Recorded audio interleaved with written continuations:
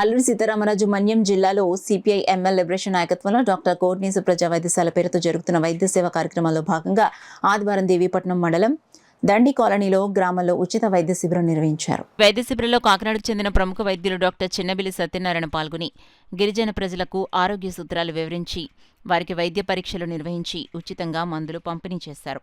అలాగే మన్యంలో గిరిజనులకు బిస్కెట్స్, పాత బట్టలు, చెప్పులు, ప్లాస్టిక్, స్టీల్ సామాన్లు అందించారు. ఈ సందర్భంగా డాక్టర్ చిన్నబిల్లి మాట్లాడుతూ ప్రపంచ దేశాలన్నింటిలో ఆహార ఉత్పత్తిలో 2వ స్థానంలో ఉన్న భారత్ పోషకాహార లోపంలో అగ్రస్థానంలో ఉందన్నారు. ఆహార లోపం గిరిజనుల్లో, గర్భిణులు, బాలింతలు, బాలికల్లో ఎక్కువ కనపడుతోందన్నారు. ఈ కార్యక్రమంలో సిపిఐ ఎంఎల్ లిబరేషన్ కాకినాడ జిల్లా కార్యదర్శి ఏగుపాటి అర్జున్ రావు, జన సాంస్కృతిక మండలి జిల్లా అధ్యక్షులు సోమశెట్టి ప్రసాదరావు, కార్యదర్శి పల్లా శ్రీను, గిరిజన హక్కుల సాధన సంఘ రాష్ట్ర కన్వీనర్ బచ్చల విప్లవ్ కుమార్, భీమ్ ఆటో యూనియన్ అధ్యక్షులు సిహెచ్ రాంబాబు, జన సాంస్కృతిక మండలి సభ్యులు శామ్యూల్, రాజు, సింహాచలం, విలియం షేక్స్పియర్లు పాల్గొన్నారు.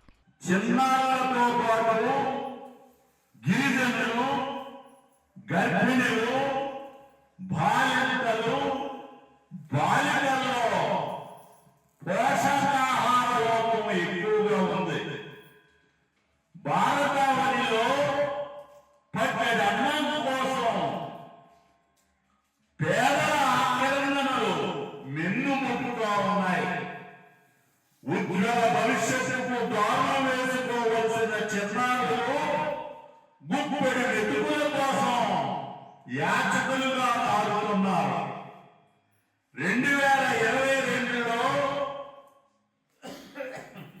మృతి చెందిన బాలల్లో 65% మంది పేదరికం, పోషకాహార లోపం, ఆకలితో మరణించారని ఆక్స్ఫామ్ నివేదిక వెల్లడించింది.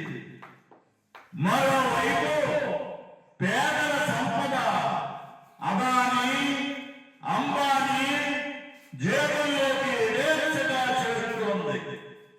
కోవిడ్ తర్వాత వీరి సంపద రెట్టింపైందని అనేక లెక్కలు చెబుతా ఉన్నాయి.